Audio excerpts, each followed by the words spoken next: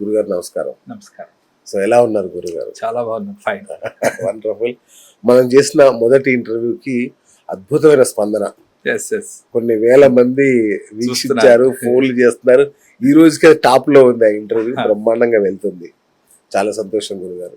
So గురుగారు, చాలా అంటే ప్రపంచం అంతా ఇదే ప్రశ్న, డబ్బుని ఎలా ఆకర్షించాలి, ఏ గ్రహస్థితి ఉంటే డబ్బు మన దగ్గర ఉంటుంది, ఎలా నిలుపుకోవాలి, ఇదే సమస్య. కరెక్ట్, మీరు అడిగారు. వాస్తవంగా ఏంటంటేనండి, నేటి కాలంలో డబ్బు జ్యోతిష్యం ద్వారా మనం డబ్బుని ఆకర్షించవచ్చా, జ్యోతిష్యం ద్వారా మనకి తెలుసుకుంటే ఎలా చేస్తే రెమెడీస్ ఆకర్షించవచ్చా అని కొంతమంది చూస్తూ ఉంటారు. అంటే ఇక్కడ నేనేమంటానంటేనండి, ఒక జ్యోతిష్యం ఒకటే కాదు డబ్బును ఆకర్షించడానికి. న్యూమరాలజీ ప్రకారం వెళ్తే ఏమవుతుందో వైబ్రేషన్ ద్వారా మనం డబ్బును ఆకర్షించవచ్చు అని చెప్తుంటాం. అలాగే ఇంకొకటి ఏంటంటే కర్మ సిద్ధాంతం ప్రకారం కూడా ఈ డబ్బుని ఎలా ఆకర్షించాలో, ఇప్పుడు మీరు అడిగిన క్వశ్చన్ కి ఇన్ని కోణాల్లో నేను ఆన్సర్ ప్లీజ్. ఇప్పుడు మనం చేయవలసింది, ముందు తెలుసుకోవాల్సింది ప్రతి వ్యక్తి ఏంటంటేనండి, ప్రతి మనిషికి కావాల్సింది డబ్బు. ఈ డబ్బు అనే ఒక ఫ్రీక్వెన్సీని తెలుసుకున్నవాడు డబ్బుని ఈజీగా ఆకర్షిస్తాడు అంటారండి. ఓకే. చాలా మంది అంటారు డబ్బుని సంపాదించడం చాలా కష్టం, ముందు మన నోటంలో వచ్చేది అదే. అనిల్ అంబానీ గారు ఏమో సార్, ఆయనకి కలిసి వచ్చింది, ఆయన అదృష్టం, వాళ్ళ నాన్న ఇచ్చాడు, ఇలా రకరకాలుగా మాట్లాడుతూ ఉంటారు. నేనేమంటానంటేనండి, అసలు అది కాదు మీరు తెలుసుకోవాల్సింది. ఒక జీరోగా ఉన్నవాడు హీరో లేని వాళ్ళు ఎంతమందిని చూసాం, హీరోగా ఉన్నవాళ్ళు జీరోని ఎంతమందిని చూస్తూ ఉన్నాం లోకంలో ఇవాళ. కాబట్టి అసలు ముందు మూలాలు తెలుసుకుని దానికోసం ప్రయత్నం చేస్తే 100% డబ్బుని ఈజీగా ఆకర్షించవచ్చు. డబ్బు అంటే మనందరికి ఏం తెలుసండి, ఒక కాగితం అనుకుంటాం, ఒక పేపర్ లేకపోతే ఒక కాయిన్ అనుకుంటాం. కాదు, డబ్బు అంటే ఇది ఒక లక్ష్మీ తత్వం, అలాగే స్త్రీ తత్వం అని కూడా చెప్తూ ఉంటాం. లక్ష్మి అంటే స్త్రీ దేవత కాబట్టి ఇక్కడ ముఖ్యంగా డబ్బుకు ఒక ఫ్రీక్వెన్సీ ఉంది. ఆ ఫ్రీక్వెన్సీ మిస్ అవుతున్నారు జనం. ఆ ఫ్రీక్వెన్సీని ఎందుకు మిస్ అవుతున్నారు వీళ్ళు, దానికి అసలు రీజన్ ఏంటి అని అంటే, డబ్బును చూడగానే చాలా మందిలో ముందు మొట్టమొదటిది ఏమొస్తుందంటే భయం వస్తుంది. ఏం భయం? ఈ డబ్బు ఉంటుందా, ఇవాళ వచ్చింది రేపు ఉంటుందా, పోతుందేమో అనే భయం. అలాగే ఉద్యోగం చేస్తుంటే ఉద్యోగం ఉంటుందా లేదా అని భయం. అసలు నాకు ఎప్పుడూ డబ్బు ఉంటుందా, నేను సంపాదించగలనా, ఒక బిజినెస్ పెడితే నేను సక్సెస్ అవ్వగలనా, ఇలా ముందు వీళ్ళలో ఒక అభద్రతా భావం అనేది ఏర్పాటు చేసుకుంటారు. దీనివల్లే వీళ్ళు మిస్ అవుతున్నారు. అంటే డబ్బుని సంపాదించే, డబ్బుకున్న ఫ్రీక్వెన్సీని మిస్ అవుతున్నారు అంటే కేవలం భయం అనే దాంతోనే మిస్ అవుతున్నారు. ముందు వీళ్ళలో భయం పోవాలి. సో ఒక నెగిటివ్ ఫ్రీక్వెన్సీ, అది నెగిటివ్ ఫ్రీక్వెన్సీ.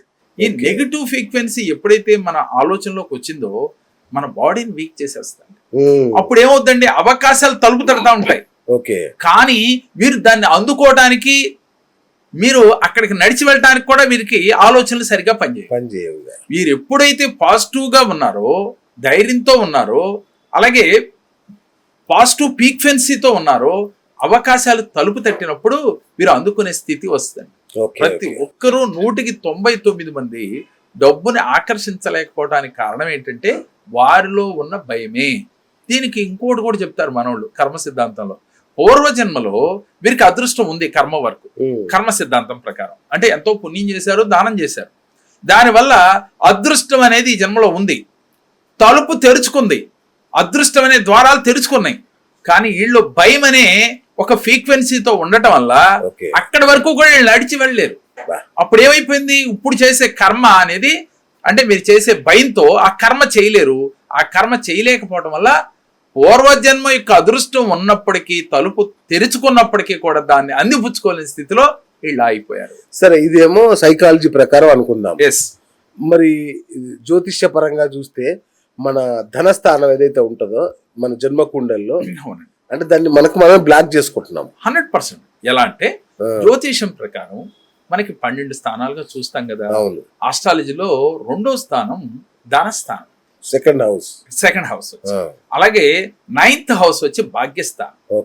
ఇక్కడ 10వ స్థానాన్ని కర్మస్థానంగా కూడా చెప్తాం. కర్మ అంటే పని జరిగే విధాన్ని కర్మస్థానంగా చెప్తుంటాం. 11వ స్థానం లాభస్థానం. అంటే ఈ స్థానాల్లో శుభగ్రహాల యొక్క అనుకూలత ఉందనుకోండి, మీరు జీవితంలో చాలా అద్భుతంగా అవకాశాలు వస్తాయి. అంటే దీని అర్థం ఏమిటి, అసలు ఈ భావం ఏంటి, స్థానాలు ఏంటి అంటే కన్ఫ్యూజ్ చేయకుండా ప్రేక్షకులకు మనం చెప్పాలి అంటే, పూర్వజన్మలో మీకు అదృష్టం అనేది ఒకటి ఉంటే అంటే మనం గత ఎపిసోడ్ లో పుట్టుమచ్చల గురించి ఎలా అయితే చెప్పుకున్నామో, ఇక్కడ పూర్వజన్మలో మీరు 10 మందికి పెట్టి ఉంటే, మీకు అదృష్టం గనక గత జన్మది గనక వచ్చి ఉంటే, శుభస్థానాలలో ముఖ్యంగా భాగ్యస్థానంలో కానీ, లాభస్థానంలో కానీ, అలాగే మనకి ప్రత్యేకించి కర్మస్థానంలో కానీ అనుకూల గ్రహాలు వీరికి పొంచి ఉంటాయి. అప్పుడు ఏంటికి అదృష్ట ద్వారాలు తెరుచుకోవటానికి అవకాశాలు వస్తాయి. కానీ ఇప్పుడు మీరు కర్మ చేయాలి. గత జన్మ కర్మ వల్ల అదృష్ట ద్వారాలు తెరుచుకున్న పాయింట్ నిజమైనప్పటికీ కూడా ఇప్పుడు చేసే కర్మ, ఈ ఆగామి కర్మలో వీరు పని చేయకుండా ఆ అదృష్ట ద్వారాలని తెరుచుకుని ఉన్నా కూడా మీరు అందుకోలేరు. అంటే ఇక్కడ ఏమిటి దీని అర్థం? అదృష్టం ఉందని ఆస్ట్రాలజీ చెప్తుంది, కర్మ సిద్ధాంతం చెప్తుంది. ఎన్ని చెప్పినప్పటికీ మీలో భయము, అభద్రతాభావం, నా వల్ల కాదు అనే ఒక ఫ్రీక్వెన్సీలో ఉంటే మీ అదృష్టం కూడా దాటి వెళ్ళిపోతారు. దానికి ఉదాహరణ మనం చిన్న కథ కూడా చెప్పుకోవచ్చు.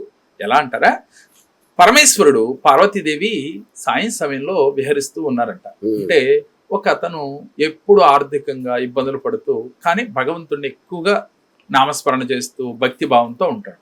ఒకరోజు పార్వతీదేవి తల్లి కదా జాలేసి, నాదా ఎందుకు నీ భక్తుడిని అలా ఇబ్బంది పెడుతున్నావు, ఇవ్వచ్చు కదా అంటాడు. పకాపక నవ్వి, దేవి నువ్వు అడిగావు కాబట్టి నేను ఇస్తాను చూడని చెప్పి ఒక బంగారపు సంచిలో డబ్బు బంగారాన్ని ఒక మూట కట్టి ఆ రోడ్డు ఎమ్మట ఆయన వెళ్తుంటే ఆయన ఎదురుగా పడేస్తాడు. కొంత దూరంలో ఆయన తీసుకుంటాడు. చూద్దాం.